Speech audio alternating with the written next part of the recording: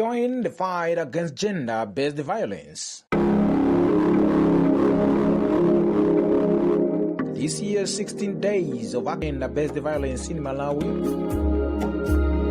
The Republic of Malawi will from November 25 to December 10 come together to prevent online abuse, support survivors of online abuse, demand justice for online abuse victims, and promote digital safety.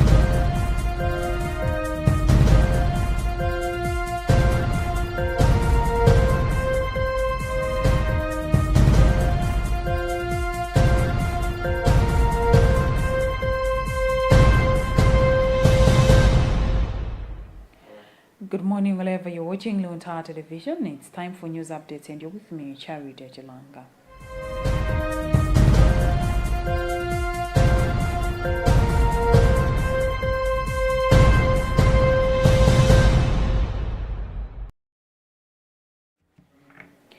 Pope Leo XIV has called on believers to lend their voices to those who have none, stressing that Christian hope demands a renewed commitment to protecting both people and creation. During the Wednesday General Audience in St. Peter's Square, the Holy Father reflected that the light of Christ's resurrection has the power to transform human relationships and inspire a decisive reverse of course in the face of today's global challenges. Pope Leo encouraged the faithful to allow the fruits of Easter to convert their hearts and guide how they respond to the needs of others, to the cry of the poor in the earth, and to their responsibility toward creation.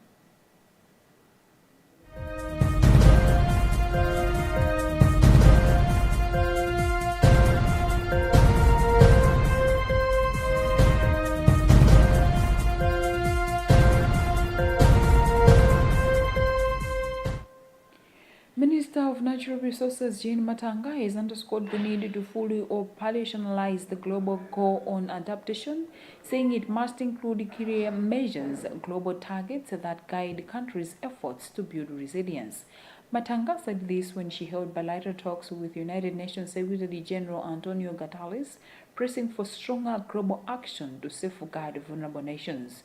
She further called for the Loss and Damage Fund to be made fully functional and easily accessible, stressing that least developed countries should not face bureaucratic hurdles when seeking support.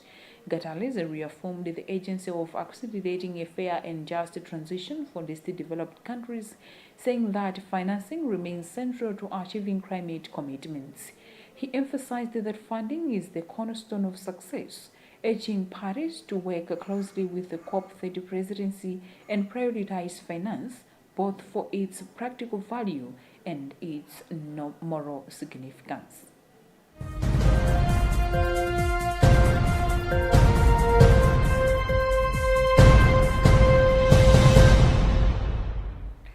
The Minister of Gender has called on members of Parliament to consider allocating part of their CDF funds to interventions that support persons with disabilities at the local level.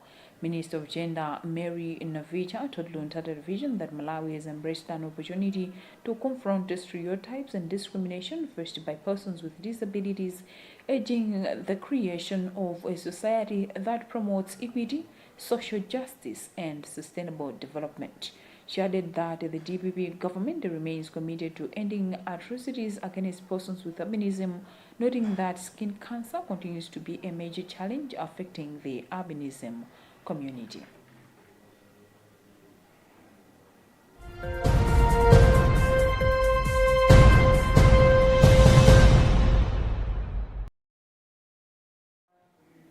In sports, Malawi women's football star Tema Jawinga has made history as the first player to win the National Women's Soccer League MVP award back-to-back, claiming the honor for 2025. The Kansas City current star, who is also vice-captain of the Malawi women's football team, topped the league with 15 goals in 23 regular season games, securing the top scorer award as well.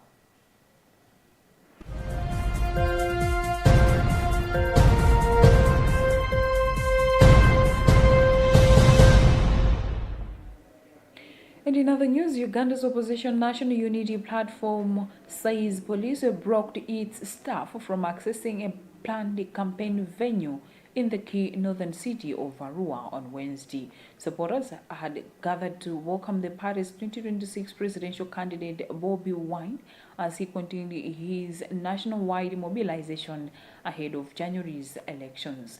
The polls will see Ugandans choose the country's president, parliament, and local leaders.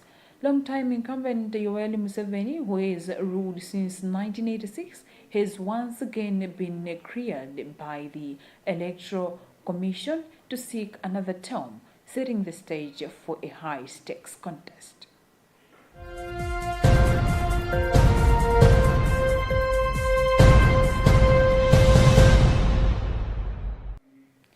And that's about what we had time for in this edition of News Updates. My name is Charity Chilanga. Good morning.